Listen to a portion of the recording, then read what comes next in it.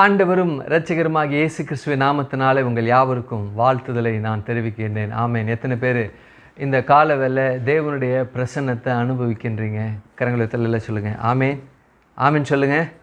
ஆமேன். அல்லேலூயா. ஏன் அதை நான் உங்களுக்கு கேட்குறேன் அப்படின்னா, இந்த தேவனுடைய பிரசன்னத்தை அனுபவியாதில் எத்தனையோ கோடான கோடி ஜனங்கள் இந்த பூமியில் வாழ்ந்து கொண்டு இருக்கிறாங்க. அது அவங்க சரீர முயற்சியில் அவங்க கிடைக்கணும்னு சொல்லிட்டு அவங்க காரியங்களை நடப்பிக்கிறாங்க, அல்லது அந்த ரீதியில் கடவுளை தேடுறாங்க. ஆனால் கடவுளை அந்த ரீதியில் தேடினா கண்டடைய முடியுமா என்றால் கண்டடைய முடியாது. ஏன் கண்டடைய முடியாது அப்படின்னா, உயிருள்ள தேவன் இந்த மனிதனை தேடி வருகிறார். ஆனால் இந்த உலகத்தினுடைய ஜனங்கள் கடவுளை தேடி ஓடுறாங்க. இதுதான் உயிருள்ள தேவனுக்கும் உயிரற்ற தேவனுக்கும் உள்ள வித்தியாசம். மறுபடியும் சொல்கிறேன், உயிரில்லாத தேவனை நோக்கி ஜனங்கள் ஓடி தேடிக்கொண்டு இருக்கிறாங்க. ஆனால் உயிருள்ள தேவன் இந்த மனிதனை தேடி ஓடி வந்து கொண்டு இருக்கிறார். ஆமேன். அந்த தேவனை, உயிருள்ள தேவனை கண்டடைவது என்பது சரீர முயற்சியில் அதை செய்வோமானால் அதை அடைவோம் என்று நினைத்தோம் என்றால், அல்லது நினைத்தார்கள் என்றால் அது சாத்தியமில்லை அதற்கு. அப்போது சரீரத்தில் நம்ம தேட முடியாது.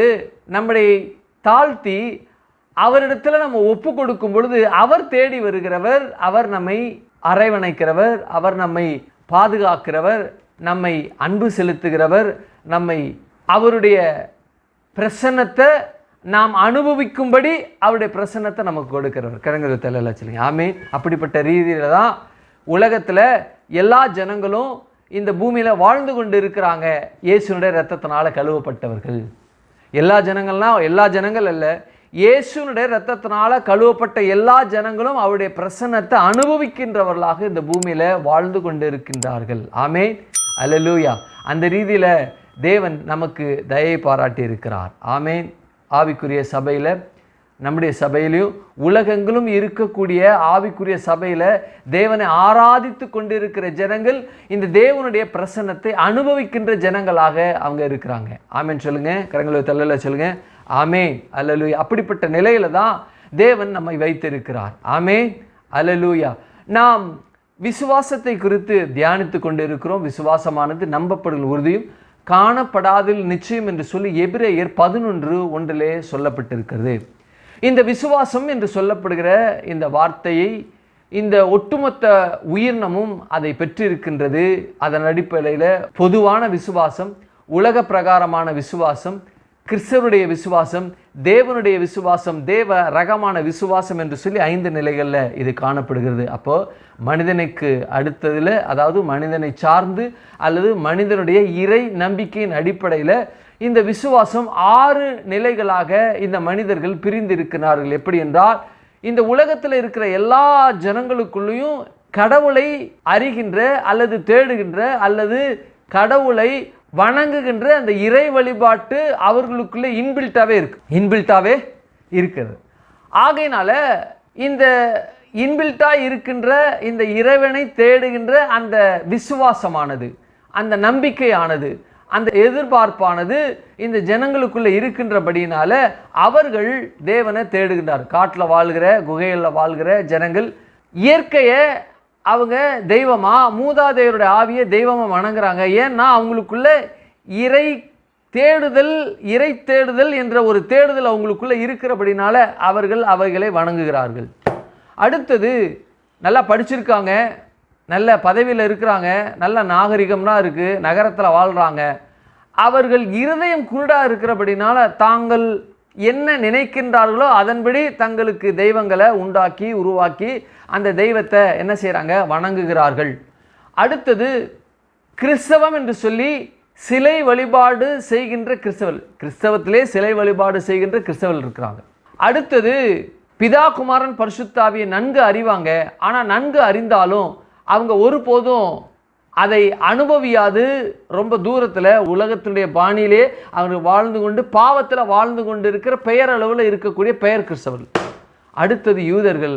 அடுத்தது இயேசுடைய இரத்தத்தினால பாவமர கழுவப்பட்டு தன்னுடைய பாவத்தை தேவனுக்கு அறிக்கை செய்து அந்த அறிக்கை செய்தல் நிமித்தமாக இரத்தம் கழுவுதல் மூலமாக பரிசுத்தமடைந்து பரிசுத்தமாக்கப்பட்டவர்களாக உலகமெங்கிலும் ஆவிக்குரிய சபையில் நம்முடைய சபையில் உட்கார்ந்து ஆராய்ந்து கொண்டு இருக்கிற நீங்கள் எல்லோரும் உன்னதமானவர்கள், உயர்வானவர்கள், மேலானவர்கள், ஒப்பில்லாதவர்கள். தேவன் எதிர்பார்க்கின்ற அந்த பரிசுத்தத்தை இரத்தம் உங்களுக்கு கொடுத்திருக்கிறபடினால அதை பெற்று அனுபவிக்கிற ஜனங்களாக இந்த பூமியில் வாழ்ந்து கொண்டு இருக்கிற கரங்களை சொல்லுங்க. ஆமே, அல்லேலூயா. அப்படிப்பட்ட ரீதியில் நீங்கள் இந்த பூமியில் வாழ்ந்து கொண்டு இருக்கின்றீர்கள். ஆமே, அல்லேலூயா.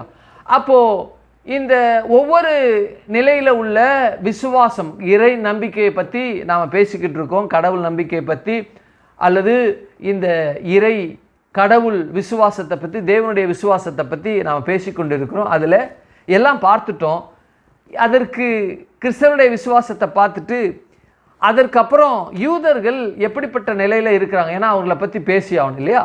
ஏன்னா அவங்க வழியில் தான், அவங்க குலத்தில் தான் இயேசு பிறந்தது நிமித்தமாக நீங்கள் இந்த உலகத்தில் உள்ள மக்கள் போல விசுவாசித்து இருக்கிறது போல நாங்கள் விசுவாசித்து இருக்க தேவையில்லை. ஏன்னா எங்கள் குலத்தில் அவர் பிறந்ததுனால எங்களுக்கு உங்களை போல இருக்கக்கூடிய அனுபவம் எங்களுக்கு தேவையில்லை என்று அவங்க இருந்துவிடக்கூடாது. அதற்காக தான் ஆண்டவராக இயேசு கிறிஸ்து 2024 ஆண்டுகளுக்கு முன்பாக இந்த பூமியில் இருந்த பொழுது ஒரு மனிதனை சந்தித்தார். அந்த மனிதன் அந்த மனிதனை பார்த்து நீ மறுபடியும் பிறக்க வேண்டும் என்று சொன்ன பொழுது, நான் எப்படி பிறக்க முடியும், என் தாயின் வயிற்றில் போய் பிறக்க முடியுமா என்று கேட்ட பொழுது ஆண்டவராக இயேசு கிறிஸ்து சொன்னார், நீ யூதனா இருக்கிற, பரிசேயனா இருக்கிற, போதகனா இருக்கிற, மோசேயுடைய ஆகமத்தை நீ போதிக்கிற இல்லையா, அதனுடைய அர்த்தம் உனக்கு தெரியவில்லையா? மோசே வனாந்தரத்தில் வெண்கல சர்ப்பத்தை உயர்த்தது போல நானும் கல்வாரியில் உயர்த்தப்பட வேண்டும், சிலுவையில் உயர்த்தப்பட, என்னை நோக்கி பாரு. அந்த நாட்களில் பார்க்கப்பட்ட அந்த ஜனங்கள்லாம் பாம்பினால் கடிபட்டவங்க என்னை நோக்கி பார்த்து விஷத்தன்மை முறிந்து சுகம் பெற்றாங்க.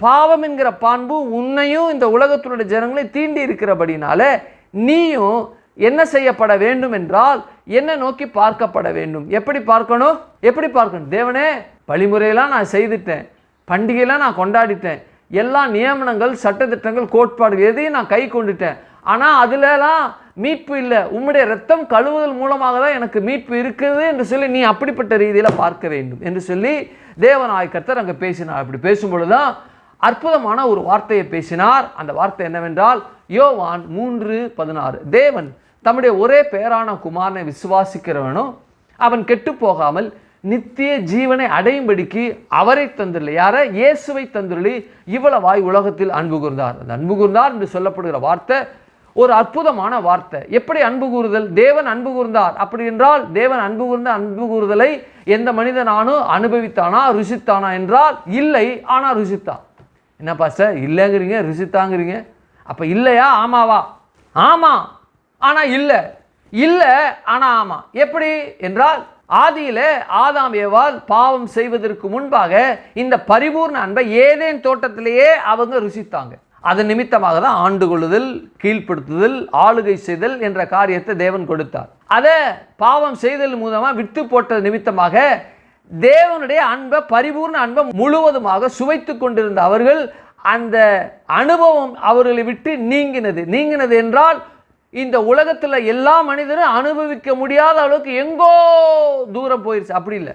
எப்படி ஒரு மனிதனை சுற்றி காற்று சரீரத்தோடு ஒட்டி இருக்கின்றதோ அதுபோல இந்த உலகத்தில் இருக்கிற மனிதர்கள் அடையும்படிக்கு அவ்வளவு அளவிற்கு இந்த தேவனுடைய பரிபூர்ண அன்பானது மனிதனோடு மனிதன் அனுபவிக்கத்தக்கதாக இருக்கிறது. ஆனால் இவன் அப்படிப்பட்ட உணர்வு இல்லாமல் இருக்கிறான். கோமா ஸ்டேஜில் ஒருத்தர் இருக்கிறாரு, இல்லாட்டி கை காலில் உலகத்தில் இருக்கிற மனிதர்கள் கை கால் விழுந்து போயிடுது அப்படின்னா அவங்களால உணர்வு இருக்குமான்னு எனக்கு தெரில. ஒருவேளை 2 கால்லையும் 2 கையிலையும் உணர்வு இல்லைன்னு வச்சுக்குவோமே, ஏதாவது ஒரு கொசு கடிக்குது அப்படின்னா உணர்வு இருக்குமா? இருக்காது. எப்படி உணர்வு இல்லாமல் ஒரு கொசு கடிக்கும் போது உணர்வு இல்லாமல் உணர்வு அற்ற சரீரம் இருக்கிறதோ அதுபோல பரிபூர்ண அன்பை உணரத்தக்கதாக அந்த பரிபூர்ண அன்பு ஒவ்வொரு மனிதனுடைய சரீரத்தை உராய்ச்சி கொண்டு இருக்கு. ஆனால் அவங்களால உணர முடியலை. இதுதான் சத்தியம். பரிபூர்ண அன்பு அப்படிப்பட்ட ரீதியில் தான் இருக்குது, எங்கோ ஒரு இடத்துல இல்லை. பரிபூர்ண அன்பு அப்படி தான் இருக்குது, அதை அனுபவிக்கத்தக்க ரீதியில் தான் இருக்குது. அன்பை யாரும் ருசித்தீங்களா? ருசித்தோம். எப்படி ருசித்தோம்? பெற்றோருடைய அன்பு, சகோதரனுடைய அன்பு, கணவன் மனைவிக்குள்ள இருக்கிற அன்பு நமக்கு நல்லா தெரியும். அப்போ கணவன் மனைவி அன்பு தெரியும், சகோதர சகோதரியுடைய அன்பு தெரியும். நம்முடைய அண்ணன் தங்கச்சி இருக்கிறாங்க, நல்லா பாசம் இருக்கு. அண்ணனுக்கு ஏதாவதுன்னா தங்கச்சியோ தம்பியோ துடிப்பாங்க, தம்பிக்கு ஏதாவதுனா அண்ணன் தம்பி என்ன செய்யறாங்க? துடிக்கிறாங்க. அந்த பாசம் எப்படி வருது? தேவன் கொடுத்திருக்கிறார். சகோதர பாசத்தை தேவன் கொடுத்திருக்கிறார். பெற்றோருடைய பாசம், அப்பா அம்மாவுக்கு ஏதாவது ஒண்ணுன்னா அப்படியே துடிக்கிறாங்க பிள்ளைங்க. பிள்ளைகளுக்கு ஏதாவது ஒண்ணுன்னா பெற்றோர் துடிக்கிறாங்க. அப்போ இந்த அன்பை யாரு கொடுத்தது? தேவன் கொடுத்தார். அப்போ கணவன் மனைவி, கணவனுக்கு ஏதாவது ஒண்ணுன்னா மனைவி துடிக்கிறா, மனைவிக்கு ஏதாவதுனா கணவன் துடிக்கிறாங்க. அப்போ இந்த அன்பை யாரு கொடுத்தது? தேவன் கொடுத்தார். அதுபோல பரிபூர்ண அன்பை, தேவனுடைய பரிபூர்ண அன்பை அனுபவிக்கத்தக்கதாக அந்த உணர்வையும் தேவன் இந்த மனுஷருக்கு கொடுத்தார். ஆனால் பாவத்து நிமித்தமாக அந்த உணர்வு செத்துருச்சு. ஆகையினால இந்த பரிபூர்ண தேவனுடைய அன்பை அவங்க ருசிக்க முடியாத நிலையில சரீரமானது உணர்வற்று உணர்ச்சி அற்று நிலையில சடலமாக ஒவ்வொரு மனுஷனும் திரிகிறான். மறுபடியும் சொல்றேன், இந்த பரிபூர்ண தேவனுடைய பரிபூர்ண அன்பை ருசிக்கத்தக்கதாக மனிதனோடு மனிதனாக காற்று எப்படி உராய்ச்சி கொண்டு இருக்கிறதோ அதுபோல பரிபூர்ண அன்பும் உராய்ச்சி கொண்டு இருக்கிறது. ஆனால் அவனுடைய சரீரம் உணர்வு செத்தபடினா, எந்த உணர்வு? தேவனுடைய பரிபூர்ண அன்பை ருசிக்கத்தக்கதாக இருக்கக்கூடிய அந்த உணர்வானது செத்து விட்டபடினால, அந்த செத்துவிட்ட அந்த உணர்வானது உணர்ச்சியற்ற தன்மையில் இருக்கிறபடினால பரிபூர்ண தேவனுடைய அன்பை உணர முடியல. என்ன செய்ய முடியல? உணர முடியல. அப்போ ஆதாம் உணர்ந்தாங்க, பாவத்து நிமித்தமாக உணர முடியல. அதற்கப்புறம் அவங்க பிள்ளைகள் பிறந்தாங்க, அவர்களும் உணர முடியல. அதற்கப்புறம் பிள்ளைகளுடைய பிள்ளைகள்லாம் உணர்ந்த முடியுதா என்றால் உணர முடியல. தேவனுடைய அன்பு எவ்வளவுக்கு எவ்வளோ நெருக்கி ஏவினதோ அவ்வளவுக்கு அவ்வளோ பாவமானது அவங்களுக்குள்ள பேலன்ஸ் செய்து அழிக்கத்தக்கதாக, தேவனுக்கு கோபம் ஊட்டத்தக்கதாக பாவத்தின் தன்மை அவர்களுக்குள் கிரியை செய்தது. அதை அவர்கள் பெற்றுக்கொண்டாங்க. ஆகை நிமித்தமாக முதல் அழிவு உண்டானது ஜலத்தின் மூலமாக. அடுத்தது நோவாவிற்குள்ள அந்த பரிபூர்ண அன்பு எப்படி கிரியை செய்தது என்பதை பார்த்தோம்.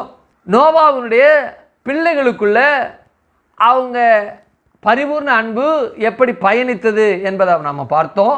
சேம் காம் யாப்பேத்து, இந்த சேமுடைய வம்சத்தில் தேவன் பிறக்க வேண்டும் என்று சொல்லி தேவன் முன்குறித்து அந்த சேமுடைய வம்சத்துக்குள்ள தேவனுடைய பரிபூர்ண அன்பு எப்படி பயணித்தது என்பதை பார்த்தோம். தேராகு, அதுக்கப்புறம் ஆபிரகாம் வந்தான்.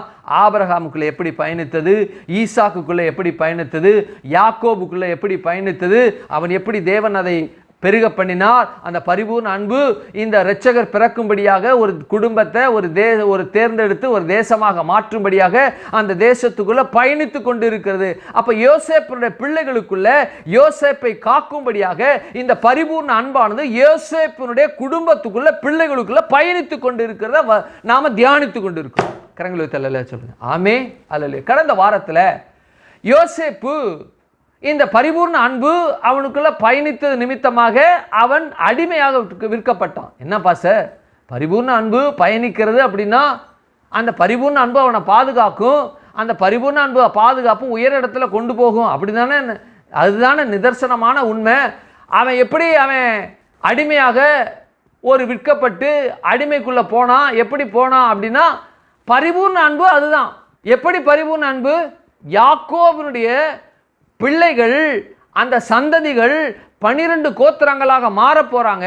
அந்த 12 கோத்திரமாய் மாறப்போகிற அந்த பிள்ளைகளுக்குள்ள இந்த பரிபூர்ண அன்பு பயணிக்க வேண்டும் என்றால் பஞ்சத்தில் இவங்க சாகக்கூடாது, பட்னியா இருந்து இவர்கள் மாளக்கூடாது என்பதற்காக யோசேப்பை தேர்ந்தெடுக்கிறார்.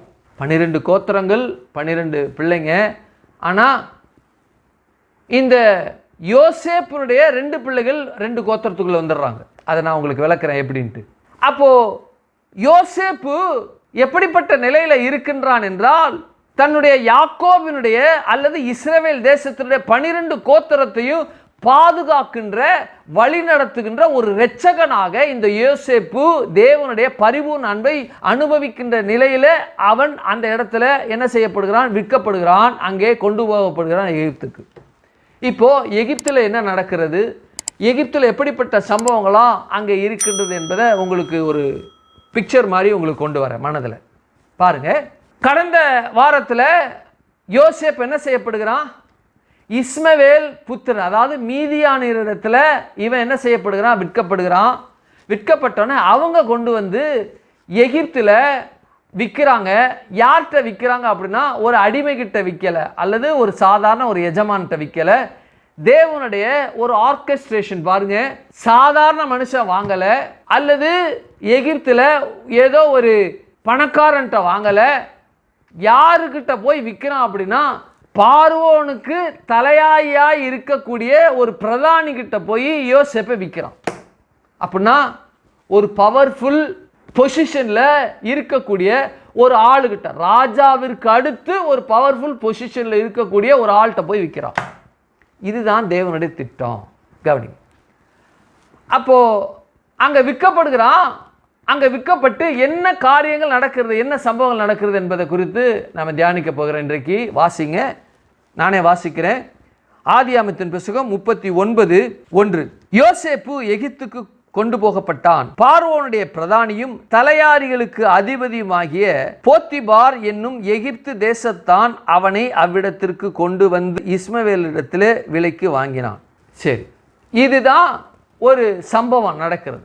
ஒரு மனுஷனை வாங்கிறது, ஒரு மனுஷனை விற்கிறது என்பது அந்த காலத்தில் ஒரு ஆடு வாங்கிறது, கோழி வாங்கிறது, மாடு வாங்கிறது மாதிரி மனுஷனை வாங்குவாங்க.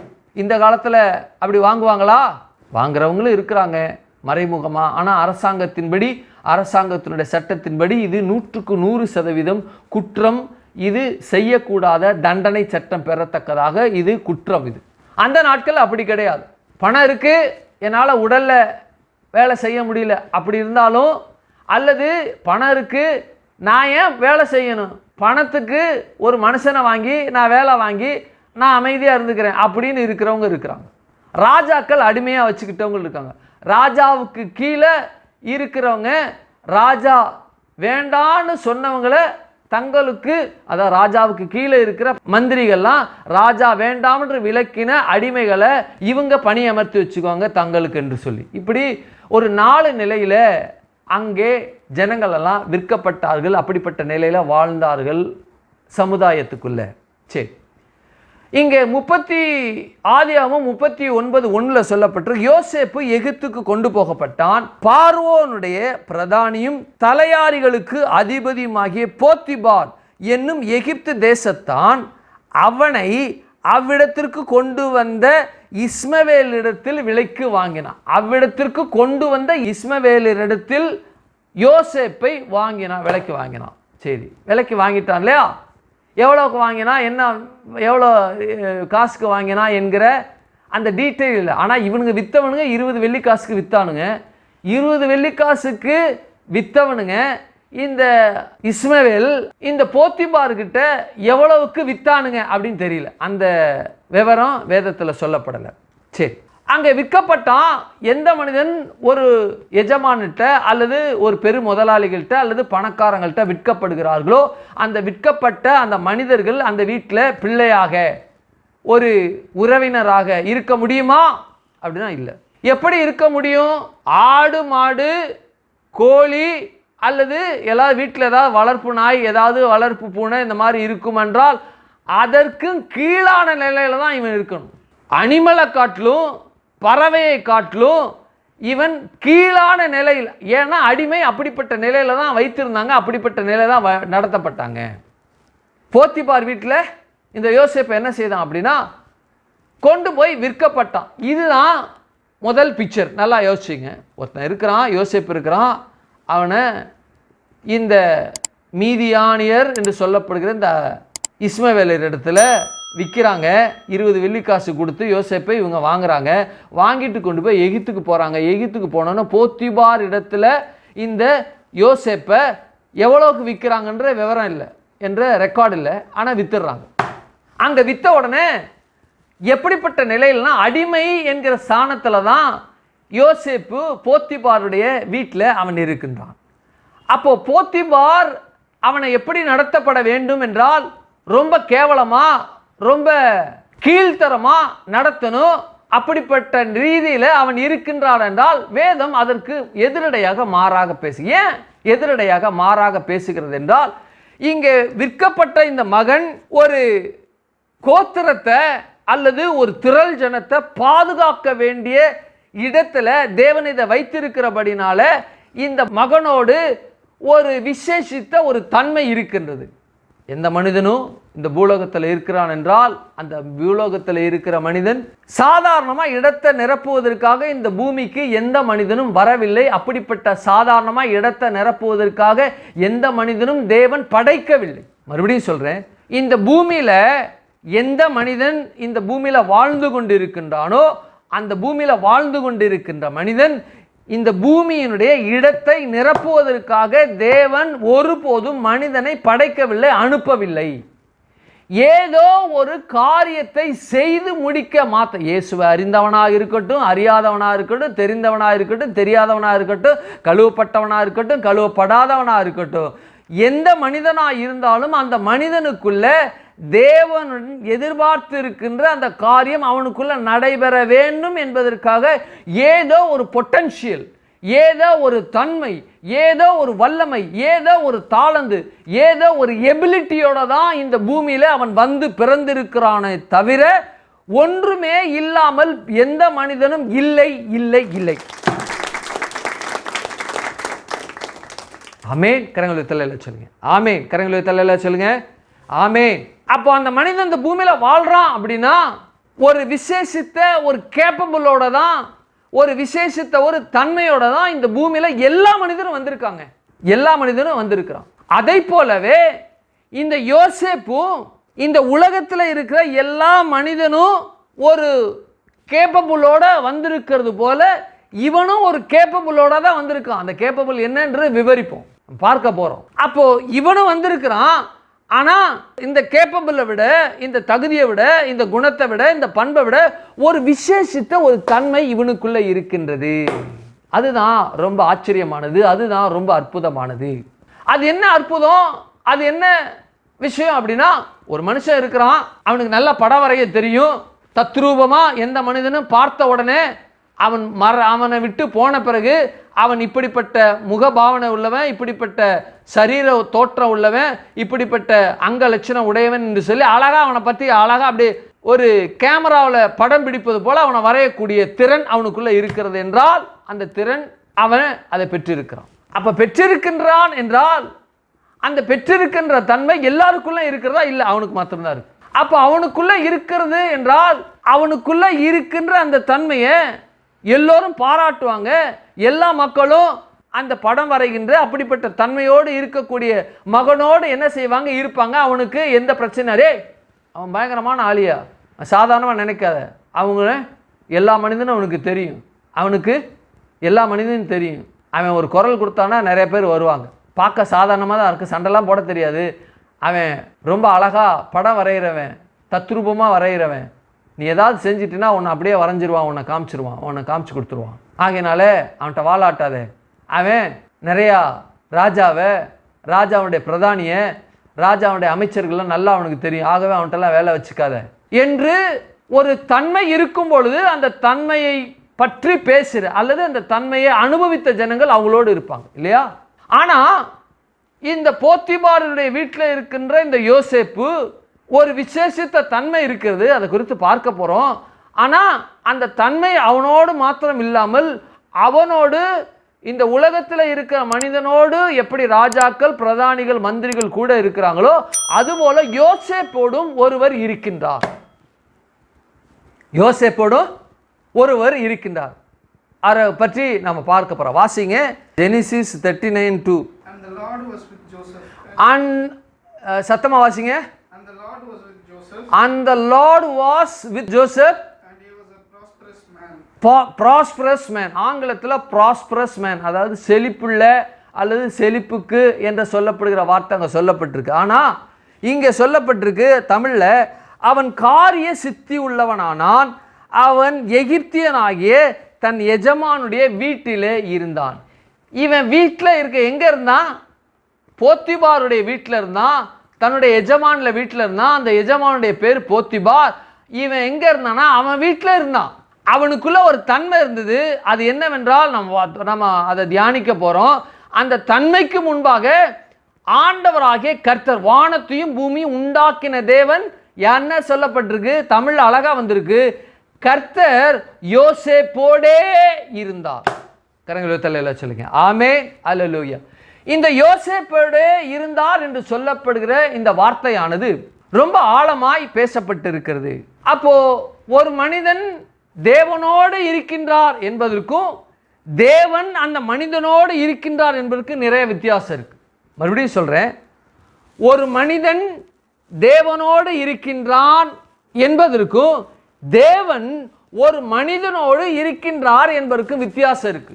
என்ன வித்தியாசம் அப்படின்னா, ஒரு மனிதன் தேவனோடு இருக்கின்றான் என்றால் இவன் தன்னுடைய அன்பை அதிகமாக வெளிக்காண்பித்து தன்னுடைய கிரியின் மூலமாக அதிகமாக செலுத்தி தன்னுடைய அன்பை அதிகமாக செலுத்தி ஆண்டவரை பிரியப்படுத்தி ஆண்டவருக்கான காரியங்களை எல்லா காரியத்தையும் செய்து ஆண்டவரை முதலிடம் கொடுத்து ஆண்டவருக்காக எல்லா காரியத்தையும் செய்து ஆண்டவரோடு இவன் இருக்கிறான்.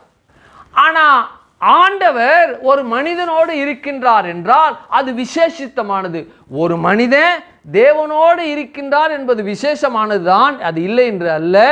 ஆனால் ஒரு மனிதனோடு தேவன் இருக்கின்றார் என்பது தேவனோடு இருக்கின்றான் ஒரு மனிதன் என்பதை காட்டிலும் ரொம்ப விசேஷமானது, அதிக விசேஷமானது. ஆமென். ரெண்டு பேருக்குமே ஒரே பாதுகாப்பு, ஒரே பலன், ஒரே ஆசீர்வாதம், ஒரே ஆலோசனை, ஒரே வழிநடத்துதல், ஒரே கிருபை எல்லாம் இருக்கு. ஆனா கர்த்தர் யோசேப்போடே இருந்தார் என்று சொல்லப்பட்ட இந்த வார்த்தையானது ஒரு மனுஷன் கர்த்தரோடு இருந்தார் என்பதை காட்டிலும் எதுல விசேஷமானது அப்படி என்றால், கர்த்தர் யோசேப்போடே இருந்தார் என்றால் இவனுடைய சுய சித்தம் அல்ல, இவனுடைய வாழ்க்கை இவனுடைய கையில் அல்ல, இவனுடைய வாழ்க்கை தேவனுடைய கையில் இருக்கின்றது என்று அர்த்தம். ஒரு மனுஷன் கர்த்தரோடு இருக்கின்றார் என்றால் அவனுக்கு இஷ்டமானதை எல்லாம் அவர் செய்ய முடியும். யாரு? அந்த மனுஷன் செய்ய முடியும். தேவனுக்கு பிரியமானதை செய்ய முடியும், தேவனுக்கு பிரியமில்லாத காரியத்தையும் செய்வதற்கான இவனுக்கு சாத்தியக்கூறுகள் இருக்கு.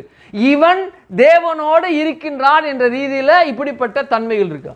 ஆனா ஒரு மனிதனோடு தேவன் இருக்கின்றார் என்றால் இந்த மனிதனுடைய வாழ்க்கையில் நடக்கின்ற ஒவ்வொரு நிகழ்வும், ஒவ்வொரு தருணமும், ஒவ்வொரு செகண்டும் தேவனால் முழுவதுமாக வழிநடத்தப்படுகின்ற, ஆர்கெஸ்ட்ரேட் பண்ணப்படுகிற வாழ்க்கையாக மாத்திரமே தான் இருக்கு. இது ரொம்ப விசேஷமானது. ஆமென், அல்லேலூயா.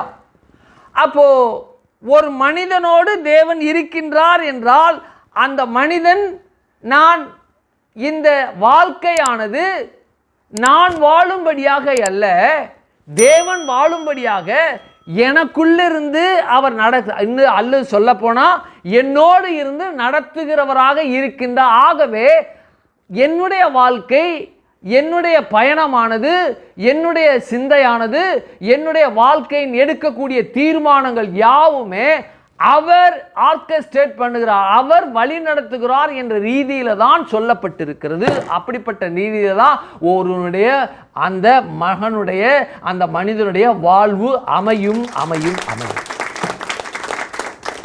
இவன் பிரியப்பட்டானா, என்னுடைய சகோதரலாம் மூத்த சகோதரன் என்னை பகைக்கணும் அப்படின்னு இவன் பிரியப்பட்டானா? இல்லை. இவன் சொன்ன அந்த சொப்பனத்து நிமித்தமாக சகோதரர்கள் பகைத்தாங்க, இவனை கொலை செய்யணும், என்னை கொல்லுங்கப்பா அப்படின்னு இவனா போய் கேட்டானா? இல்லை.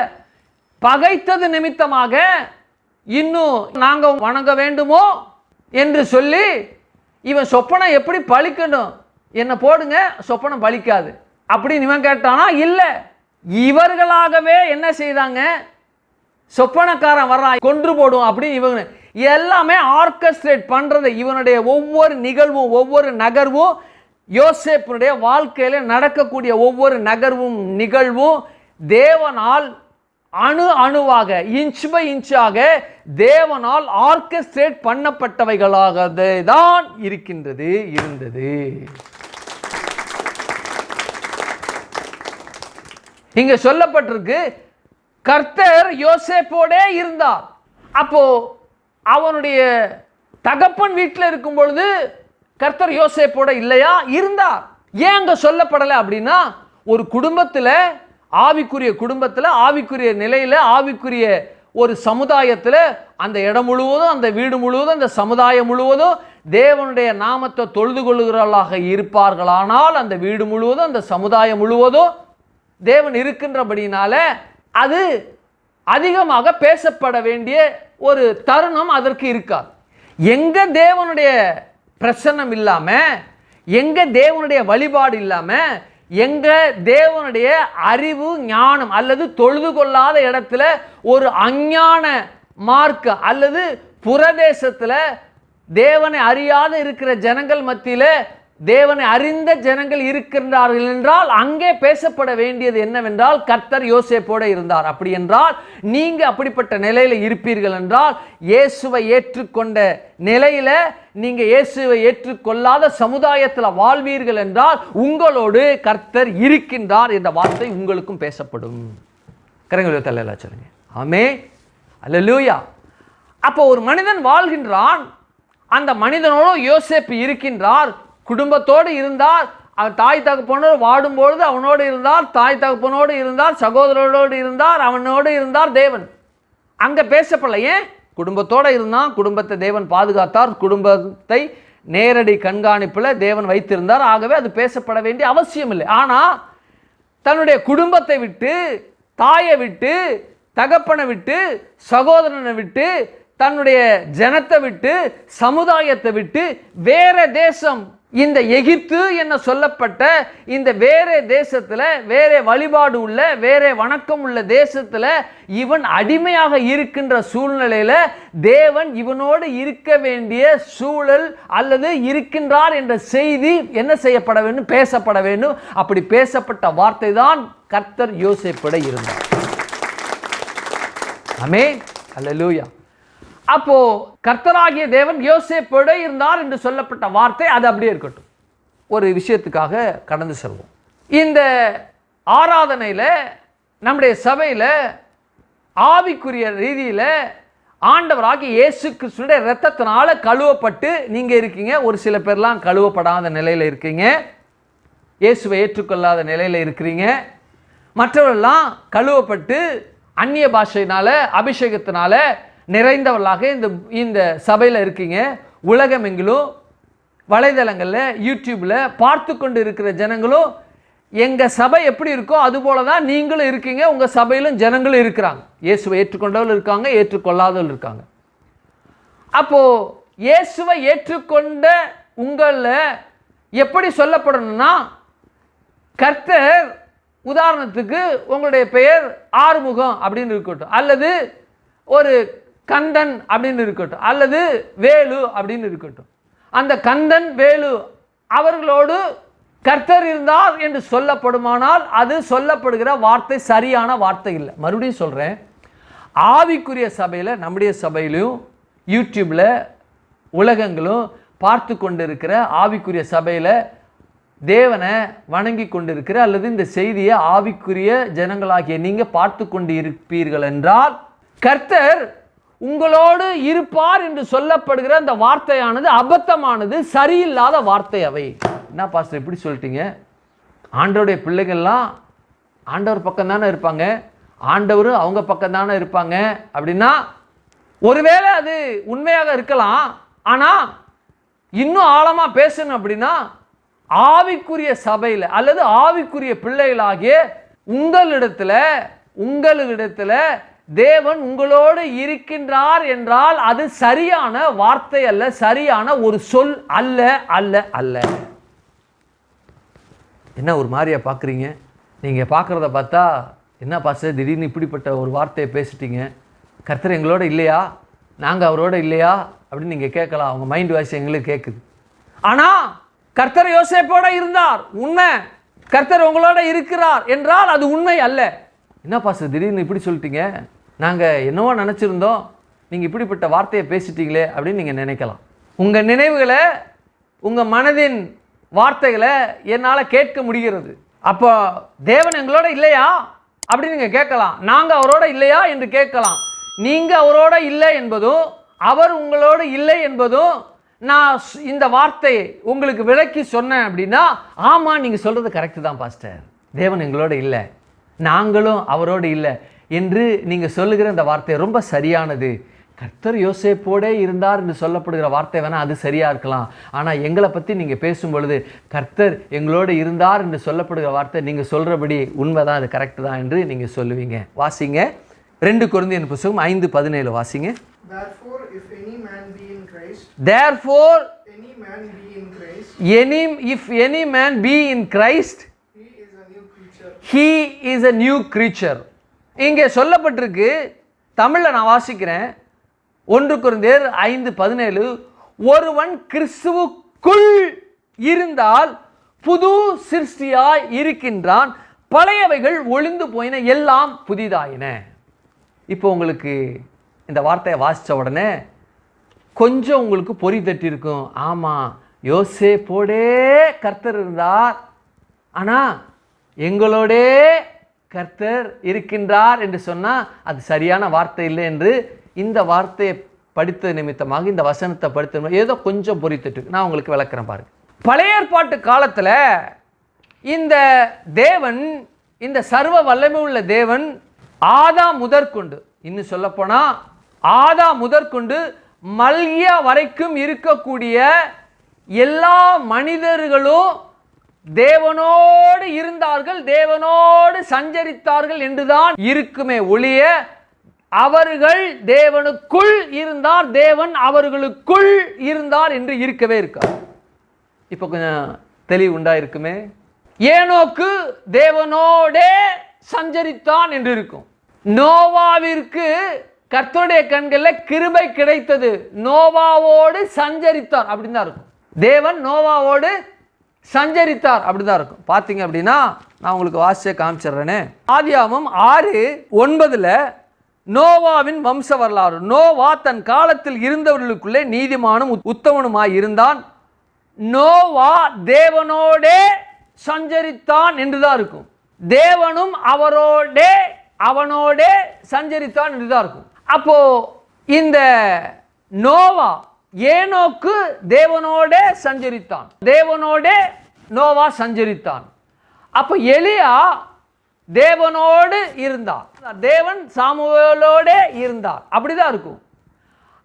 எந்த மனிதனும் தீர்க்கதரிசிகளாக இருக்கட்டும், அல்லது கோத்திர பிதாக்களாக இருக்கட்டும், அல்லது கோத்திர பிதாவை உருவாக்குவதற்கு முன்பாக மூதாதையர்களாக இருக்கட்டும், ராஜாக்களாக இருக்கட்டும், எந்த மனிதர்களும், எந்த பிதாக்களும், எந்த தீர்க்கதரிசிகளும், எந்த நியாயாதிபதிகளும், எந்த ராஜாக்களும் தேவனோடே தான் இருந்தார்களே தவிர தேவனுக்குள் இருந்தார்கள் என்றும் தேவன் அவர்களுக்குள் இருந்தார்கள் என்றும் இல்லவே இல்லை, வரவே வராது.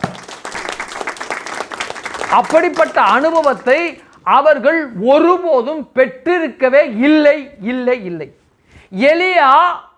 எலியாவுக்குள் தேவன் இல்லை, ஆபிரகாமுக்குள் தேவன் இல்லை, ஏனோக்கிற்குள் தேவன் இல்லை, மோசேக்குள் தேவன் இல்லை, நோவாவிற்குள் தேவன் இல்லை, தாவீதிற்குள் தேவன் இல்லை, சாமுவேலிற்குள் தேவன் இல்லை.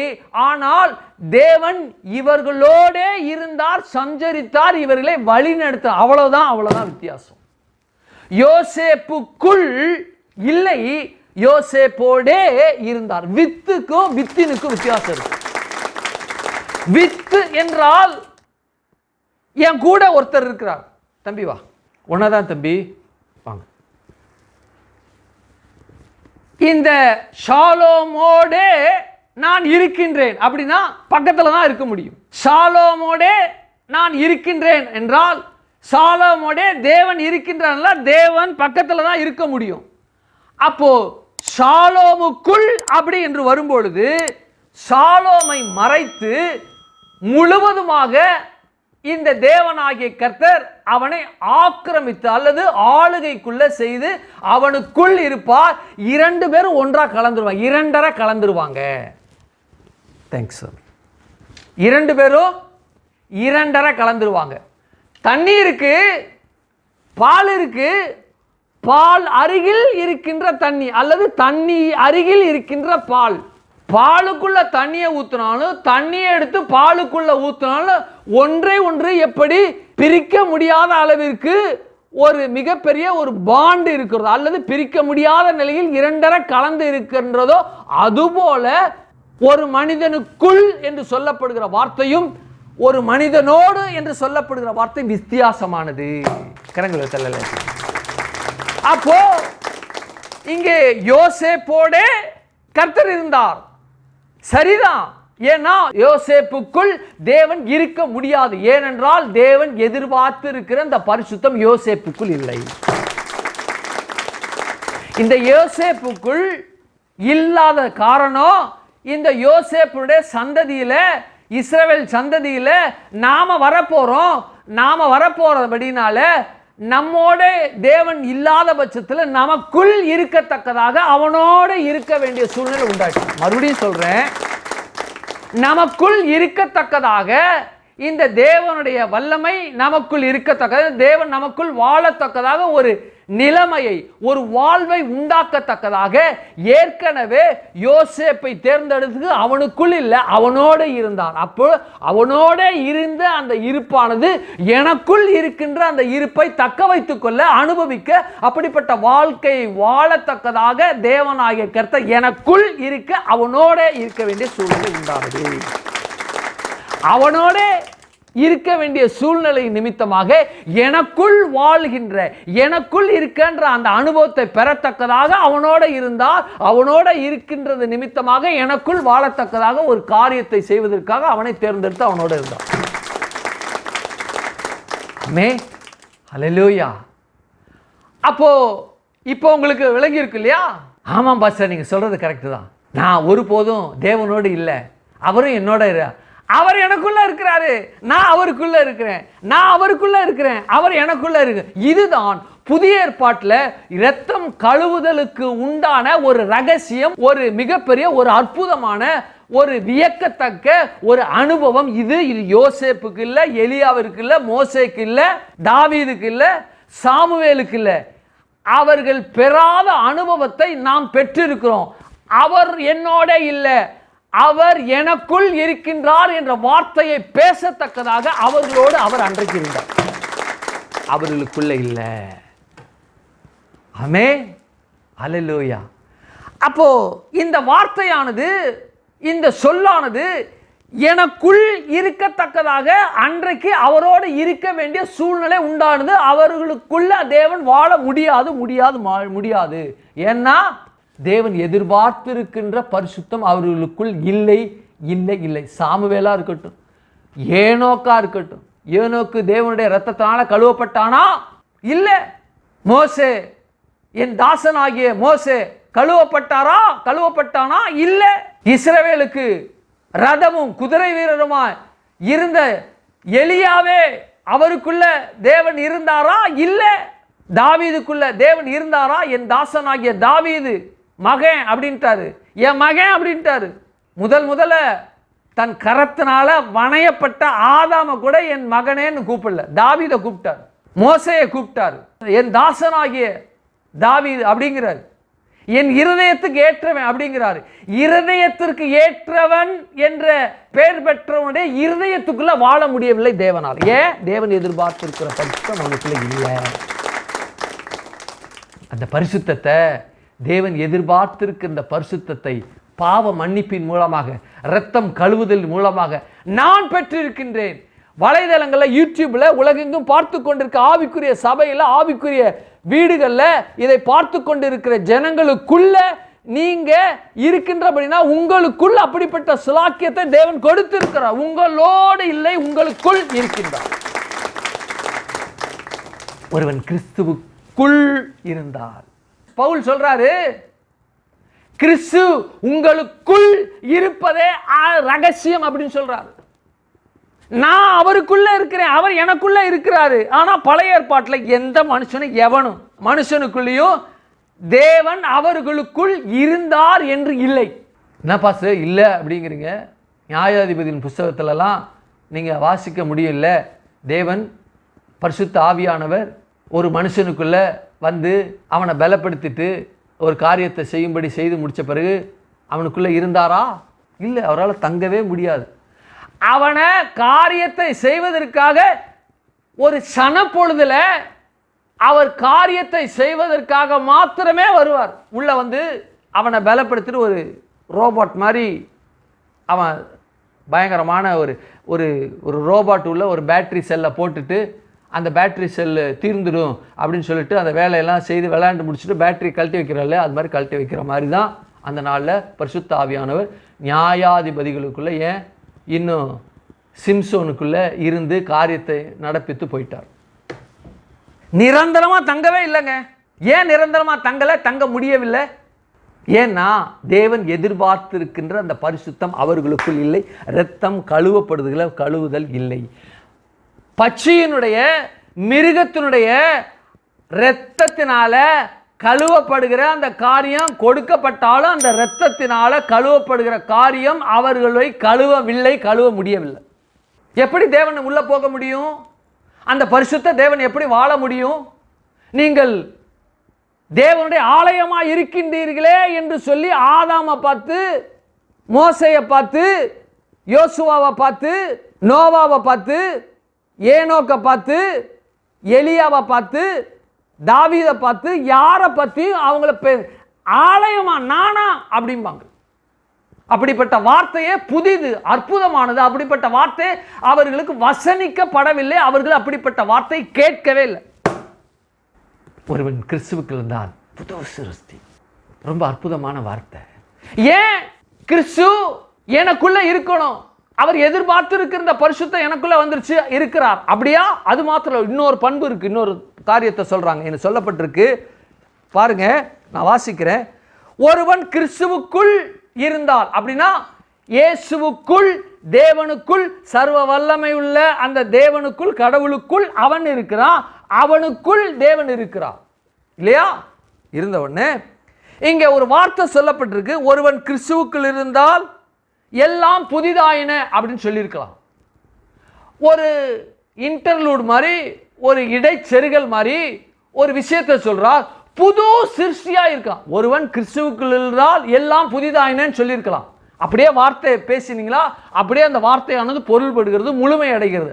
ஆனால் புது சிருஷ்டியாய் இருக்கின்றான் என்று சொல்லப்படுகிற வார்த்தை ரொம்ப விசேஷமானது. இந்த விசேஷமான தன்மை என்று சொல்லப்படுகிற இந்த வார்த்தையானது ஆதாமுக்கு இல்லை, இருந்தது ஆனால் அதை இழந்துட்டான். நோவாவுக்கு இல்லை, ஆபிரகாமுக்கு இல்லை, ஈசாக்குக்கு இல்லை, யாக்கோபுக்கு இல்லை, யோசேப்புக்குள்ள இல்லை, இன்னும் கோத்திர பிதாக்களுக்குள்ள இல்லை, இன்னும் ராஜாக்களுக்கு இல்லை, தீர்க்க தரிசிகளுக்குள்ள, நியாயாதிபதிகளுக்குள்ள இல்லை. இந்த வார்த்தையானது புது சிருஷ்டி என்று சொல்லப்படுகிறது. புது சிருஷ்டி, ரெண்டு வார்த்தை. இந்த புது மாத்திரம் சொல்லுறேன். சிருஷ்டிய நேரம் இருந்தால் தியானிப்போம், அப்படி இல்லைன்னா அடுத்த வாரம் நம்ம தொடருவோம். இந்த புது என்று சொல்லப்படுகிற இந்த வார்த்தை ரொம்ப அற்புதமாக சொல்லப்பட்டிருக்கு. ஏன்னா யோசேப்போடே கர்த்தர் இருந்தார் என்று சொல்லப்படுகிற வார்த்தை இல்லாம கர்த்தர் யோசேப்புக்குள் இருந்தார் என்று ஏன் சொல்லப்படலை? யோசேப்போடே இருந்தார் மாத்திரமே சொல்லப்பட்டிருக்கு என்றால், ஒருவன் கிறிஸ்துவுக்குள் இருந்தால் புதிய சிருஷ்டியா இருக்கிறான். ஒருவன் கிறிஸ்துவுக்குள் இருந்தால் என்று சொல்லப்பட்டு புது சிருஷ்டின்னு சொல்லப்பட்டிருக்கு. அப்போ இந்த நியூ கிரியேஷன், இந்த புது சிருஷ்டிக்குள்ளதான் தேவன் அவனுக்குள் இருக்கக்கூடிய ஒரு மிகப்பெரிய ஒரு தன்மை இந்த புது சிருஷ்டிக்குள் இருக்கிறது. கரங்களை தள்ளல சொல்லுங்க. ஆமே, அல்லேலூயா. இந்த புது சிருஷ்டி என்று சொல்லப்படுகிற இந்த வார்த்தை ஒரு பிரீஃப் கொடுத்துறேன்.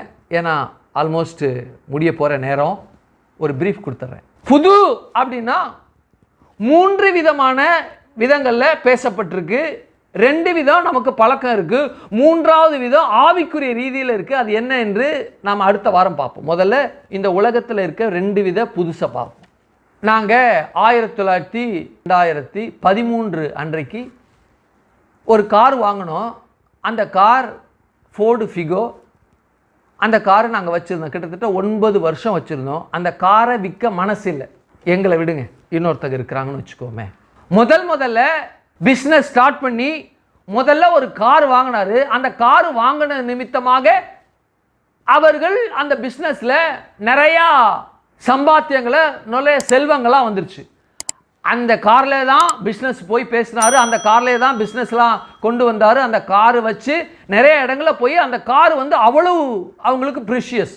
அது காரின் நிமித்தமாக அல்ல, அவர்கள் உழைத்த உழைப்பு உண்மையாக இருக்கக்கூடிய உழைப்பின் நிமித்தமாக தேவன் அவர்களை ஆசீர்வதிக்க. எந்த மனுஷன் தன்னுடைய வேலையில, தன்னுடைய செயல்ல, தன்னுடைய தொழில்ல உண்மையாய் இருக்கின்றார்களோ, நேர்மையாய் இருக்கின்றார்களோ, எந்த மனிதன் நேர்மையாய் உண்மையாய் இருக்கின்றானோ அந்த மனிதனை தேவன் ஆசீர்வதிக்கிறார். அது எந்த மனிதனாக இருந்தாலும் நம்முடைய தேவன் மாத்திரமே ஆசீர்வதிக்கிறார். எந்த விதமான மாற்றுக்கருத்தே கிடையாது. அப்போ அவர் புது கார் வாங்கியிருக்காரு. அந்த காரு 4 வருஷம் 5 வருஷம் 6 வருஷம் 7 வருஷம் அப்படியே ஓடுது. இவருக்கு நிறையா பிஸ்னஸில், அந்த தொழிலில் நிறையா பணம் வருது. இதே மாதிரி 10 கார் வாங்கிறதுக்கான பணபலம், சக்தி இவருக்கு உண்டாகிறது. இவர் என்ன செய்வார்? இந்த காரை தூக்கி எங்கேயாவது போடுங்க அப்படி போடுவாரா? முத நான் கார் வாங்கினேன், என் உழைப்பில் நான் வாங்கினேன், இந்த கார் இருக்க அவங்க சொல்கிறது, இந்த கார் வாங்கின நிமித்தமாக தான், இந்த கார் வாங்கின அந்த நல்ல நேரத்தில் தான், இந்த கார் வாங்கின ராசியில் தான் தேவன் ஆசீர்வதிக்கிறத எப்படி போது பாருங்கள். தேவனை அறியாத ஜனங்கள் உண்மையாக உத்தமமாக இருக்கும் பொழுது தேவன் அவர்களை ஆசீர்வதிக்கிறார். கண்கள் குருடாக இருக்கிறபடினால, இந்த காரியம் அவர்களுக்கு தெரியாததுனால, இந்த காரு வாங்கின ராசி என் பிஸ்னஸ் ரொம்ப ஓஹோன்னு போயிடுச்சு அப்படிம்பாங்க. ஆகையினால இந்த காரை விற்கக்கூடாது, பழசாயிடுச்சு.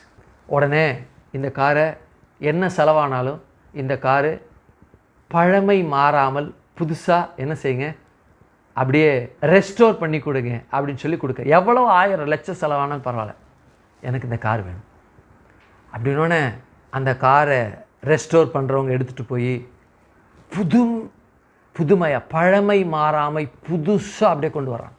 சமீபத்தில் காமராஜ் அவர்கள் பயன்படுத்தின ஒரு அற்புதமான மனிதர், நல்ல நேர்மையான மனிதர், நான் மிகவும் மதிக்கக்கூடிய நல்ல ஒரு அரசியல் தலைவர் அவர் மாத்திரம்தான். அவர் பயன்படுத்தின காரை சமீபத்தில் அப்படியே கோயம்புத்தூரில் கொண்டு போய் ரெஸ்டோர் பண்ணிட்டு வந்தாங்க. கிட்டத்தட்ட ஏதோ ஒரு 100ஆண்டு விழா வந்துச்சு. அந்த 100ஆண்டு விழாவில் அதை வைக்கணும் அப்படின்னு சொல்லிட்டு அவ்வளவு திறம்பட அது செய்து, அன்றைக்கு புதுசாக எப்படி காரு வாங்குறாங்களோ அது போல் அந்த காரை அப்படியே கொண்டு வந்து எல்லாம் பார்த்து, இது எனக்கு புதுசாங்க, இப்போ தான் ஃபேக்ட்ரியிலேருந்து வந்திருக்கா என்ற ரீதியில் அதை என்ன செய்தாங்க, அதை உண்டாக்கிட்டாங்க. அதுபோல் இந்த மனிதர் அந்த காரை விடாமல், பழைய காரு அந்த காரை என்ன செய்யுது, இப்போ தான் புதுசாக ஃபேக்ட்ரியிலேருந்து வந்தது போல் பழைய காரை பழமை மாறாமல் புத்தம் புதுசாக, யாரும் கை கூட அப்படி படாத அளவுக்கு புதுசாக உண்டாக்குறது. ஒரு புதுசு இல்லைங்க, ஆனால் பழசுங்கிறீங்க, இல்லைங்க இது புதுசுங்கிறீங்க, ஆனால் பழசாக இருக்கு. ஆமாம் பழசு தான், இது புதுசு. இது எப்படி சொல்லப்பட்டிருக்கிறதோ, இது முதல்ல சொல்லப்படுகிற ஒரு புது என்று சொல்லப்படுகிற ஒரு வார்த்தை. இன்னொரு உலக வழக்கத்தில் இன்னொரு புது என்று சொல்லப்படுகிறது என்றால், ஒவ்வொரு வருஷமும் ஒவ்வொரு காலமும் காலத்திற்கு ஏற்றாற்போல், அந்த வாழ்க்கையின் சூழ்நிலைக்கு ஏற்றாற்போல், மனிதனுடைய தேவைகளுக்கு ஏற்றாற்போல் கார்கள்லாம் புதுசாக வந்துடுச்சு. அந்த நாட்கள்லாம் கார் எப்படின்னா பவர் ஸ்டேரிங் கிடையாது, போட்டு வளன்னு வளைக்கணும். இன்றைக்கு ஒத்த சுண்டு வரலால் அப்படி என்ன செய்ய முடியும், அப்படி பண்ண முடியும், அப்படி அழகாக திருப்ப முடியும். கியர் போடுறது அவ்வளவு கஷ்டம். ஆனால் இப்போ அப்படியே ஒரு 2 விரலால் அப்படி தட்டி விடலாம். அப்போ காரை ஸ்டார்ட் பண்ணுறது எப்படி, பேட்டரி வர்றதுக்கு முன்னாடி ஜி மாதிரி ஒரு இசட் மாதிரி ஒரு கம்பி இருக்கும். முன்னாடி என்ன செய்யணும், ஒரு கம்பியை கொடுத்து அப்படியே சுற்றணும். அந்த காலத்தில் விசை தண்ணி இழுக்கும் மோட்டார், அதாவது எலக்ட்ரிக் பவர்டு வாட்டர் பம்ப் இல்லாத நாட்களில் என்ன செய்வாங்கன்னா கயிறு போட்டு இழுப்பாங்க. அது மாதிரி இவங்க கயிறு போட முடியாது, உள்ள ஒரு பெரிய கம்பி மாதிரி வச்சு சுற்றுவாங்க. சுற்றும்போது வண்டி ஸ்டார்ட் ஆகும். அந்த சுற்றுற வேகத்தில் உள்ள என்ன செய்யும், ஸ்டார்ட் ஆகும். இப்போ அப்படியே சுற்றிக்கிட்டு இருக்கிறோம், போய் உட்காந்து கீயை போட்டு பட்டன் தட்டுறோம், இல்லாட்டினா கீயை அப்படி முடுக்குறோம், ஆட்டோமேட்டிக்காக ஸ்டார்ட் ஆகிடுது. அந்த காலத்தில் மேக்ஸிமம் 50-60 கிலோமீட்டர் தான் போகும். அதுக்கு மேலே போச்சுன்னா புகையை கக்கி தள்ளும், பின்னாடி வரலாம் மூஞ்செல்லாம் கருத்து போயிடும். இப்போ அப்படியா 140 சர்வசாதாரணமாக நான் போகிறேன். மற்றவங்களாம் என்ன செய்கிறாங்க 180-200 அப்படின்னு போய்கிட்டு இருக்கிறாங்க. வாழ்க்கையினுடைய சூழ்நிலைக்கு ஏற்ற மாதிரி வாகனங்கள் வந்து விட்டுச்சு. வாகனங்கள் வந்து விட்டபடி அப்போ பழையவைகளாக இருக்கின்ற, அதாவது ரொம்ப பழசாக இருக்குது, என்னுடைய ரொம்ப ராசிங்கிறத வச்சுக்கிறாங்க. ஆனால் அதற்கப்புறம் வருகிற கார்லாம் என்ன செய்கிறாங்க, மாற்றிட்டே இருக்கிறாங்க. நியூ டெக்னாலஜி அப்படிங்கிறாங்க, நியூ மோட்டார் அப்படிங்கிற டர்போ என்ஜின் அப்படிங்கிறாங்க. ரெண்டாவது நியூ என்னது, காலத்திற்கு ஏற்ப, வசதிக்கு ஏற்ப, மனிதனுக்கு தேவைக்கு ஏற்ப, அந்த நாட்களுக்குள்ள அறிவியல் முன்னேற்றத்துக்கு ஏற்ப படைக்கப்படுகின்ற புதிதாக வருகிற கார். இந்த காரானது இதுவரைக்கும் யாரும் இந்த காரை பணம் கொடுத்து கிரயத்துக்கு வாங்காமல் அல்லது பணத்துக்கு விலைக்கு வாங்காமல் ஃபேக்ட்ரியிலேருந்து புதுசாக வந்திருக்கு, நான் தான் காசு கொடுத்து முதல்ல வாங்குறேன், ஆகவே இது நியூ என்ற ரீதியில் இந்த நியூவானது இருக்குது, புது என்று சொல்லப்படுகிற அந்த வார்த்தை. உலகத்தின் பார்வையில் பழசு, இது ரொம்ப முதல்ல நான் வாங்கினேன், ஆகையினால இதை நான் விற்க எனக்கு மனசு இல்லை, இது எவ்வளவு லட்சம் செலவானாலும் பழமை மாறாமல் புதுசாக எனக்கு கொடுங்க என்று சொல்லப்பட்டு அதன் நிமித்தமாக புதுசாக வந்த பழைய காரில் இது புதுசு இல்லை பழசு என்ற ரீதியில் இருக்கக்கூடிய புதுசு. ரெண்டாவது, காலத்திற்கு ஏற்ப, மனிதனுடைய தேவைக்கு ஏற்ப, அறிவியல் முன்னேற்றத்திற்கு ஏற்ப ஒவ்வொரு வருஷமும் புது கார்கள் அறிமுகமாகுது. அந்த அறிமுகமாகிற கார்கள் அந்த நாட்களில் எவன் பேர்லையும் இது பதிவு பண்ணாமல் என் பேரில் பதிவு பண்ணும்படியாக நான் விலைக்கு வாங்கியிருக்கிற இந்த கிரயத்துக்கு வாங்கியிருக்கிற இந்த காரை இதுக்கு முன் யாரும் வைத்தில்லை, யாருடைய பெயரில் இது பதிவு செய்யப்படல, யாரும் இதற்கு ஓனர் இல்லை, நான் தான் புதிய ஓனர், ஆகவே இந்த காரானது எனக்கு மட்டும்தான் என்று சொல்லி வருகின்ற அந்த கார் புதிது. மூன்றாவது ஒரு புதிது என்று சொல்லப்பட்டிருக்கு, அந்த பொருள் தான் ரொம்ப விசேஷமானது. அந்த காருடைய தன்மை என்ன, மன்னிக்கவும், அந்த பொருளுடைய தன்மை என்ன, அது எப்படிப்பட்டது என்பதை நாம் அறிந்தோமானால், கர்த்தர் யோசேப்போடே இருந்தார் என்றும் தேவனாகிய கர்த்தருக்குள் நான் இருக்கின்றேன், அவர் எனக்குள் இருக்கின்றார் என்ற வார்த்தையும் ரொம்ப அதிகமாக புலப்படும், ரொம்ப அதிகமாக நமக்கு தெரிய வரும். அதை வருகிற வாரத்தில் தியானிப்போம். கண்களை மூடுவோம் இந்த கால வேலை. ஹல்லேலூயா. நேசிக்கின்ற எங்கள் பரலோக பிதாவே, குமாரனாகிய நாமத்தினுடைய சமூகத்தில் வருகிறோம். கர்த்தாவே, பழைய ஏற்பாட்டு காலத்தில் எந்த மனுஷனுக்குள்ளேயும் நீங்கள் போக முடியவில்லை, போகலை, அவங்களோட இருந்து தான் பயணித்தீங்க அவங்களுடைய வாழ்க்கையை. நாங்கள் இப்போ அனுபவிக்கின்ற கிறிஸ்துவுக்குள், எங்களுக்குள் கிறிஸ்து என்கிற நிலையை கொண்டு வர அவங்கள பயன்படுத்தினீங்க. இந்த அனுபவத்தை நாங்கள் பெற்ற நாங்கள் உங்கள் கிருபையை, அன்பை கிறிஸ்துவுக்குள் இருந்து எங்களுக்குள் நீங்கள் அதை இருந்து கொடுத்து கொண்டு இருக்கிறபடி அதை ருசிக்க எங்களுக்கு உதவி செய்திருக்காய். ஸ்தோத்திரம். வலைதளங்களை, யூடியூப்ல உலகெங்கும் பார்த்து கொண்டு இருக்கிற ஜனங்கள் உங்களுக்குள் வாழ, அவர்களுக்குள் நீர் வாழ கர்த்தர் கிரியை செய்தமைக்காமக்கு நன்றி. யோசேப்போடே கர்த்தர் இருந்தார் என்கிற வார்த்தை அவர்களுக்கு பேசப்படாமல் அவர்களுக்குள்ள நீங்க இருக்கிறீங்க என்ற வார்த்தை அவர்கள் அனுபவிக்க பேசப்பட உதவி செய்தமைக்காமக்கு நன்றி. எங்க சபையில புதிதாக வந்தவர்கள் அப்படிப்பட்ட அனுபவத்தை உடையவளாக திரும்பி செல்ல கர்த்தர் நீங்க உதவி செய்தமைக்காமக்கு நன்றி செலுத்துகிறோம். ஆண்டவரே, வலைதளங்களை, யூடியூப்ல உலகம் பார்த்து கொண்டு இருக்கிற ஜனங்கள் வியாதியோடு, ஆண்டவரே பலவீனத்தோடு, ஆண்டவரே மரண படுக்கையில் இருக்கின்ற, வியாதி படுக்கையில் இருக்கிற ஜனங்களை என் தேவனாகிய கர்த்தர் வார்த்தையை அனுப்பி அவர்களை சுகமாக்கி உம்முடைய தழும்புகளால் சுகமானார்கள் என்ற வார்த்தையை நான் பேசி அவர்கள் விடுதலை செய்கின்றேன். இயேசுவின் நாமத்தினால் விடுதலை பெற்றார்கள்.